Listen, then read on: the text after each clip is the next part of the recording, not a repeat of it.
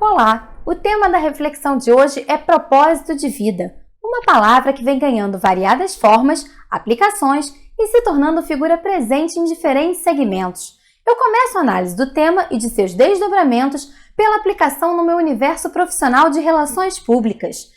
Na agência onde eu trabalho, propósito é coisa séria e já há um bom tempo toma conta da nossa vida na construção dos planos estratégicos para os clientes, uma etapa super importante do trabalho que guia toda a comunicação em suas mais variadas frentes de relacionamento com os públicos impactados. A partir de um estudo aprofundado sobre a penetração da empresa, as verdades da marca e da categoria, os insights humano e cultural, chegamos ao propósito da marca, a razão pela qual ela existe no mundo. Eu estou detalhando essa metodologia para contar como cheguei até aqui e o porquê esse olhar diferenciado para o propósito serviu como gatilho para eu questionar a sua aplicação em minha própria vida. Eu acredito que todos nós, em algum momento, sentimos a necessidade de dar uma pausa e perguntamos o que estamos fazendo com a nossa vida. Se faz sentido os caminhos que escolhemos, se estão nos satisfazendo de uma maneira mais completa e profunda. Pode ser que você já tenha se feito essa pergunta algumas vezes, ou que isso ainda não tenha passado pela sua cabeça e agora gere uma pulga atrás da orelha. Comigo esse processo começou há algum tempo. Minha carreira no jornalismo começou aos 17 anos de idade e desde lá eu nunca parei. Comecei a carreira visando o trabalho de repórter em TV. Era o formato que eu mais consumia. Me hipnotizava vendo a Fátima Bernardes e a Vanessa Rich no Sport TV News. A minha primeira experiência profissional, já no primeiro período de faculdade, foi na Band. Eu amei aquele universo. Adorava estar lá, viver a adrenalina de fechamento de jornal, aquele corre-corre na redação, aquele fuzuê. E aí, na época, a redação ainda era comandada pelo Boechat, onde tive a oportunidade de passar por diferentes áreas, editorias, até chegar ao esporte. Sem dúvida, lá era o meu lugar no mundo. Eu cobri os jogos no Maracanã, de dentro do gramado, escrevia matérias. Engraçado, ao falar desse passado tão distante, lembrei da experiência de estar na cobertura do 1000º gol do Romário. Lembro que cheguei ao Maracanã às 6 da manhã para a produção do primeiro link ao vivo e lá fiquei até 1h da madrugada, produzindo o Jornal da Noite. Tudo isso para contar a história de um coadjuvante que roubou a cena, o goleiro Júlio César, que tinha evitado o 1000º gol do Romário e tinha se consagrado o grande herói da noite. Coisas e magias do futebol. Toda essa retrospectiva, com riqueza de detalhes, é para mostrar como eu amava aquela vida, aquela experiência, e ela estava diretamente alinhada com o meu propósito. Eu me sentia plena, profundamente realizada, mas só que eu não me dava conta disso na época. Eu era feliz e ponto.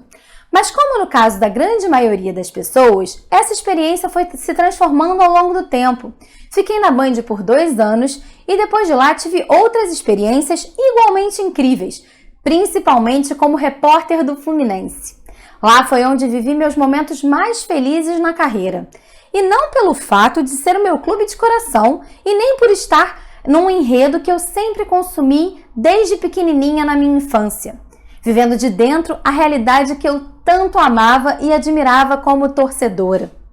Até o ano passado, eu não fazia ideia por que aquela experiência ainda mexia tanto comigo e fazia o meu coração bater em um compasso completamente diferente. Afinal de contas, eu tenho uma carreira da qual eu me orgulho. Passei por variadas experiências. Conheci executivos, jornalistas, profissionais brilhantes que tanto me inspiraram. Na Ideal, a agência onde eu trabalho há 8 anos, foi o lugar onde mais evoluí e me transformei como pessoa e na carreira. Ganhei confiança, liderei projetos e equipes, dei asas ao meu potencial criativo, passando a desenvolver grandes ações de relacionamento. Também passei a ser chefe, assumi a operação regional do escritório e hoje sou diretora de atendimento no auge dos meus 33 anos de idade. Eu sei que não é pouca coisa, pelo contrário, mas eu não tinha exata consciência de onde vinha essa sensação que faltava alguma coisa. Nessa jornada de busca, Achei que essa sensação de incompletude se dava pela saudade do esporte, da vocação de contar histórias ou talvez pela saudade de atuar como repórter. Nesse processo de busca, criei o Casório na Serra, um hub de inspirações de casamento. No projeto, eu trazia beleza ao meu dia a dia, uma rotina de buscar decorações e a felicidade estampada no rosto dos casais, fase tão gostosa de preparativos a partir da própria experiência que tive com o meu casamento.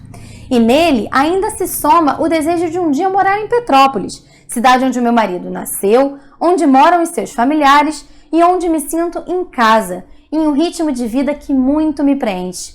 Mas o que eu não fazia a menor ideia é que toda essa jornada de procura, erro e acerto estava diretamente relacionada à necessidade de me alinhar com o meu próprio propósito novamente e que ele poderia andar lado a lado comigo. Mas afinal, qual era ele? A essa altura, eu ainda não tinha feito essa conexão.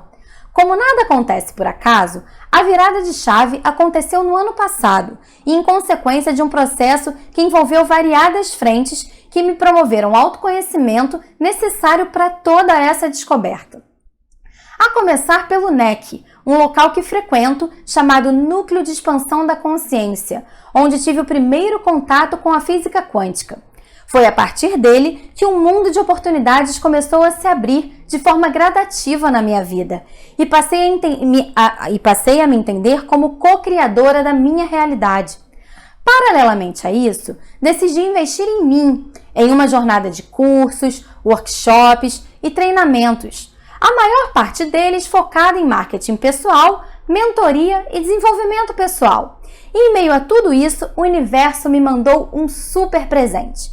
Bem na Ideal, lugar que tanto convivi e vivo até hoje, na busca de conectar os clientes com os seus propósitos, surgiu um especial que fez essa sensação de plenitude brotar novamente dentro de mim, depois de um bom tempo adormecida. O nome dela é Paula Pfeiffer, uma mulher incrivelmente inspiradora e fundadora do projeto Surdos que Ouvem. Foi a partir desse trabalho, ao longo do ano passado, que comecei a ter certeza que queria me dedicar a causas com potencial para mudar a vida das pessoas. E com ela veio a certeza que eu poderia sim fazer a diferença em causas como essa. Como se o presente já não fosse bom o suficiente, a Paula ainda me deu mais um presente, me convidando para participar com ela de um workshop do Projeto Base. Ele era focado justamente em propósito e na ocasião eu não pensava ainda tanto nesse conceito. Ali deu o clique que faltava e tudo passou a fazer sentido. Com palestras sobre psicologia, neurociência, felicidade, espiritualidade e legado, percebi que o meu propósito era justamente ajudar as pessoas a se alinharem aos seus próprios propósitos, tendo a oportunidade de, assim como eu, se permitirem um mergulho profundo em si mesmas e o que traz felicidade para elas. Seja com clientes que tenham essa atividade fim, assim como foi com a Paula, seja estudando e me aprofundando nas transformações do universo corporativo, com o objetivo de criar pontes entre empresas e pessoas e causas, é claro, em um desenvolvimento mútuo, colaborativo e de aperfeiçoamento sempre aberta para a transformação cultural, tão necessária, e tendências em tempos de transições de gerações, energias e eras energéticas, até mesmo no mundo antes e pós-Covid-19. E é isso que tem a ver com a mesma sensação de plenitude de trabalho como repórter do Fluminense. Eu me fiz essa pergunta, o que isso tinha a ver com a minha experiência como repórter? E percebi que tinha sim muito a ver, porque lá eu tinha voz, cuidava de todo o projeto editorial, pensava no roteiro, entrevistas, gravações dos meus vídeos. Tinha voz, era respeitada e ouvida, assim como estou fazendo exatamente aqui com esse vídeo do YouTube. Eu conectava as pessoas com as suas paixões, assim como o Fluminense foi minha paixão de infância e de adolescência. Com o Casório na Serra, o processo não foi diferente. Em meio a toda essa correria do dia a dia, ali era a minha conexão com levar coisas boas para as pessoas, inspirá-las, promover um momento de leveza e beleza a partir dos meus posts. Pensava em eventos em que eu poderia falar, entrevistar, ter voz e levantar voo nas minhas inspirações. Outro aprendizado que todo esse processo de imersão, muitas dúvidas e autoconhecimento me trouxe foi que ao longo da vida vamos desempenhar muitas tarefas, podendo ser interligadas ou completamente diferentes entre si.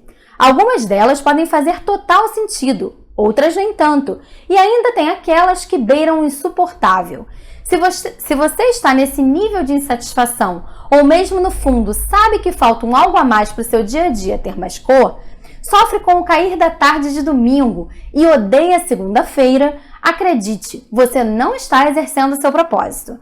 Sempre vai ter alguém para te falar que a felicidade plena não existe, que a vida é feita de altos e baixos e que a gente não pode ser feliz em tudo na vida.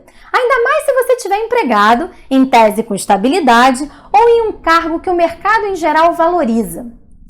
No senso geral, a relação do ter vem na frente do ser, mas não se apegue ao que os outros acham e nem fique buscando a opinião externa antes de mergulhar em um processo de autoconhecimento.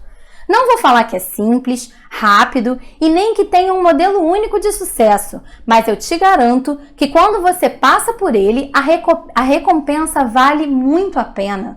E não necessariamente significa uma virada de carreira, uma mudança radical e ampla.